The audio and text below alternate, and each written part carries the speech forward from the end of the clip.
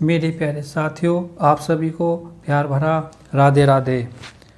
सर्वप्रथम श्री गणेश भगवान को नमन करते हुए तथा अपने श्री गुरुदेव महाराज के चरणों में प्रणाम करते हुए उनसे यही आशीर्वाद मांगेंगे कि हमारे भगवान श्री कृष्ण के चरणों में भक्ति बढ़े और हमें उनकी कृपा प्राप्त हो। इसी प्रार्थना के साथ आज हम अपनी वीडियो को प्रारंभ करेंगे, जिसमें भगवान श्री कृष्ण अर्जुन से कह रहे हैं कि इस भौतिक संसार में भौतिक वस्तुओं के प्रति अत्यधिक आसक्ति के कारण मनुष्य ऐसी मोहमयी स्थिति में पड़ जाता है। ऐसा भय तथा मानसिक असंतुलन उन व्यक्तियों में उत्पन्न होता है जो भौतिक परिस्थितियों से ग्रस्त होते हैं।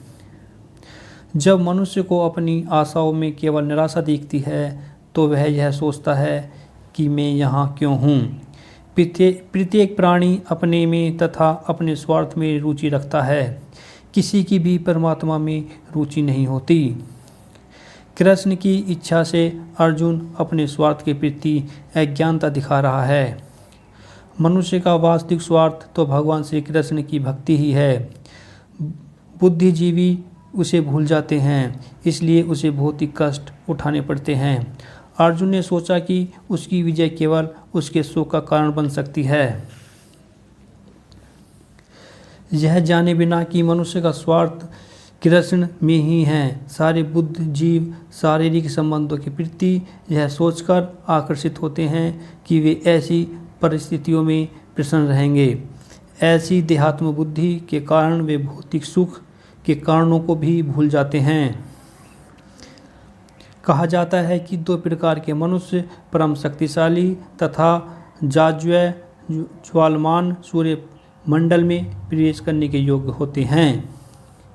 एक तो क्षत्रिय जो कृष्ण की आज्ञा से युद्ध में मरता है तथा दूसरा सन्यासी जो आध्यात्मिक अनुशीलन में लगा रहता है। भौतिक दृष्टि से प्रत्येक व्यक्ति अपनी इंद्रियों को तुष्टि करना चाहता है। भौतिक दृष्टि से प्रत्येक व्यक्ति अपनी इंद्रियों की तुष्टि करना चाहता है और वह चाहता है कि ईश्वर उसके आज्ञापालक की तरह काम करें, किंतु ईश्वर उनकी तृप्ति वहीं तक करते हैं जितने कि वे उसके पात्र होते हैं, उस हद तक नहीं जितना कि वे चाहते हैं। किंतु जब कोई इसके विपरीत मार्ग ग्रहण करता है, अर्थात जब वह अपनी इंद्रियों की तृप्ति न करके भगवान श्री कृष्ण की इंद्रियों की तृप्ति में जुट जाता है और उनकी तृप्ति का प्रयास करता है, तो गोविंद की कृपा से जीव की सारी इच्छाएं पूर्ण हो जाती हैं। भगवत भक्त दुष्टों से प्रतिशोध नहीं लेना चाहते, किंतु भगवान दुष्टों के द्वारा भक्त के उत्पीड़न को सहन नहीं कर पाते। भगवान किसी व्यक्ति को अपनी इच्छा से क्षमा कर सकते हैं, किंतु यदि कोई उनके भक्तों को हानि पहुंचाता है तो वे उसे क्षमा नहीं करते। इसलिए भगवान इन दुराचारियों का वध करने के लिए उद्यत थे, यद्यपि अर्जुन उन्हें क्षमा करना चाहता था। वैदिक आदेशानुसार आतताई 6 प्रकार के होते हैं। नंबर 1 विष देने वाला, नंबर 2 घर में अग्नि लगाने वाला, नंबर 3 घातक हथियार से आक्रमण करने वाला, नंबर 4 धन लूटने वाला, नंबर 5 दूसरों की भूमि हड़पने वाला, नंबर 6 पराय स्त्री का अपहरण करने वाला। ऐसे आतताइयों का तुरंत वध कर देना चाहिए। इनके वध से कोई पाप नहीं लगता। आतताई का इस तरह वध करना किसी सामान्य व्यक्ति को शोभा दे सकता है, किंतु अर्जुन कोई सामान्य व्यक्ति नहीं है। वह स्वभाव से साधु है, अतः वह उनके साथ साधुवत व्यवहार करना चाहता था, किंतु इस प्रकार का व्यवहार क्षत्रियों के लिए शोभा नहीं देता। यद्यपि राज्य के प्रशासन के लिए उत्तरदायी व्यक्ति को साधु प्रकृति का होना चाहिए, किंतु उसे कायर नहीं होना चाहिए। उदाहरण के लिए भगवान श्री राम इतने साधु थे कि आज भी लोग राम राज्य में रहना चाहते हैं, किंतु उन्होंने कभी कायरता प्रदर्शित नहीं की। रावण आतताई था क्योंकि वह राम की पत्नी सीता का अपहरण करके ले गया था, किंतु राम ने उसे ऐसा पाठ पढ़ाया कि जो विश्व इतिहास में बेजोड़ है। इस प्रकार श्री कृष्ण कभी भी किसी का अनिष्ट नहीं चाहते, भक्तों का तो कभी कदापि नहीं। यहाँ पर अर्जुन भगवान श्री कृष्ण से कहते हैं, हे कृष्ण, जब कुल में अधर्म की प्रमुखता हो जाती है तो कुल की स्त्रियां दूषित हो जाती हैं और उनका स्त्रीत्व के पतन से वंश अवांछित संतानें उत्पन्न होती हैं। जीवन में शांति, सुख तथा आध्यात्मिक उन्नति का मुख्य सिद्धांत मानव समाज में अच्छी संतान का होना है। वर्णाश्रम धर्म के नियम इस प्रकार बनाए गए थे कि राज्य में तथा जाति की आध्यात्मिक उन्नति के लिए समाज में अच्छी संतानें उत्पन्न हों। ऐसी संतान समाज में स्त्री के सतीत्व और उसकी निष्ठा पर निर्भर करती है। जिस प्रकार बालक सरलता से कुमार्गी बन जाता है, ऐसे ही स्त्री के सतीत्व की निष्ठा की परीक्षा ली जाती है। जिस प्रकार बालक सरलता से कुमारगामी बन जाते हैं, उसी प्रकार स्त्रियां भी पतनोन्मुखी होती हैं। अतः बालकों तथा स्त्रियों दोनों को ही समाज के व्यवरोधों का संरक्षण आवश्यक है। स्त्रियां विभिन्न धार्मिक प्रथाओं में संलग्न रहने पर व्यभिचारिणी नहीं होंगी। चाणक्य के अनुसार सामान्यतः स्त्रियां अधिक बुद्धिमानी नहीं होती, तब वे विश्वसनीय नहीं हैं। इसलिए उन्होंने विविध कुल परंपराओं में व्यस्त रहना चाहिए और इसी तरह उनके सतीत्व तथा अनुरक्ति से ऐसी संतानें जन्मेंगी जो वर्णाश्रम धर्म में भाग लेने के लिए योग्य होंगी।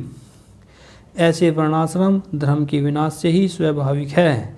स्त्रियां स्वतंत्रता पूर्वक पुरुषों से मिल सकेंगी और व्यभिचार की प्रथा मिलेगा, जिससे अवांछित संतानें उत्पन्न होंगी। निठल्ले लोग भी समाज में व्यभिचार को प्रेरित करते हैं। इस तरह अवांछित बच्चों की बाढ़ आ जाती है, जिससे मानव जाति पर युद्ध और महामारी का संकट छा जाता है। अवांछित संतानों की वृद्धि से निश्चय ही परिवार के लिए तथा पारिवारिक परंपरा को विनिष्ट करने वालों के लिए नरकीय जीवन उत्पन्न होता है। ऐसे पतित कुलों के पितर आदि लोग भी गिर जाते हैं, क्योंकि उन्हें जल तथा पिंडदान देने की क्रियाएं समाप्त हो जाती हैं।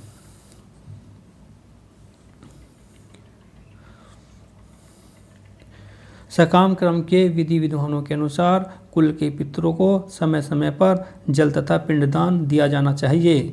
यह दान विष्णु पूजा द्वारा किया जाता है, क्योंकि विष्णु को अर्पित भोजन के उच्चिष्ट भाग के खाने से सारे पाप कर्मों से उद्धार हो जाता है।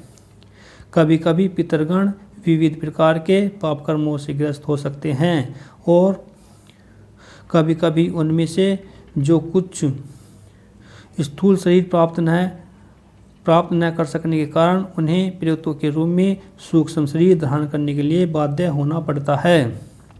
अतः जब वंशजों द्वारा पितरों को बचा हुआ प्रसाद अर्पित किया जाता है, तो उनका प्रेत योनि या अन्य प्रकार के दुख में जीवन से उद्धार होता है। पितरों को इस तरह की सहायता पहुंचाना कुल परंपरा है, और जो लोग भक्ति का जीवन यापन नहीं करते, उन्हें ये अनुष्ठान करने होते हैं। केवल भक्ति करने से मनुष्य सैकड़ों क्या हजारों पितरों को ऐसे संकटों से उबार सकता है। जो पुरुष अन्य समस्त कर्तव्यों को त्याग कर मुक्ति के दाता मुकुंद के चरण कमलों की शरण ग्रहण करता है, अर्थात भगवान श्री कृष्ण के चरणों की वंदना करता है और इस पथ पर गंभीरतापूर्वक चलता है, वह देवताओं, मुनियों, सामान्य जीवों, स्वजनों, मनुष्यों या पितरों के प्रति अपने कर्तव्य या ऋण से मुक्त हो जाता है। श्री भगवान की सेवा करने से ऐसे दायित्व अपने आप ही स्वतः पूरे हो जाते हैं। फलस्वरूप लोग जीवन के उद्देश्य भगवान श्री कृष्ण को ही भूल जाते हैं। ऐसे नायक अंधे कहलाते हैं और जो लोग इनका अनुगमन करते हैं वे निश्चय ही कुव्यवस्था की ओर अग्रसर होते हैं।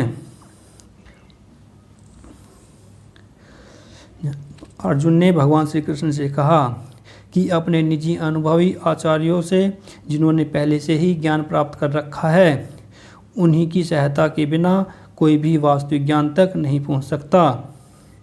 वर्णाश्रम धर्म की एक पद्धति के अनुसार मृत्यु के पूर्व मनुष्य को पाप कर्मों के लिए प्रायश्चित करना होता है। जो पापात्माएं हैं उसे इस विधि का अवश्य उपयोग करना चाहिए। ऐसा किए बिना मनुष्य निश्चित रूप से ही नरक भेजा जाएगा, जहां उसे अपने पाप कर्मों के लिए कष्टमय जीवन बिताना होगा। तो मेरे प्यारे साथियों, यहाँ पर श्रीमद् गीता का प्रथम अध्याय पूरा हुआ। तो आपको हमारी वीडियो अच्छी लगी हो तो हमारी वीडियो को लाइक करें और हमारे चैनल हरि नाम कृपा से जुड़ें। आज के लिए बस इतना ही। आप सभी को प्यार भरा राधे राधे।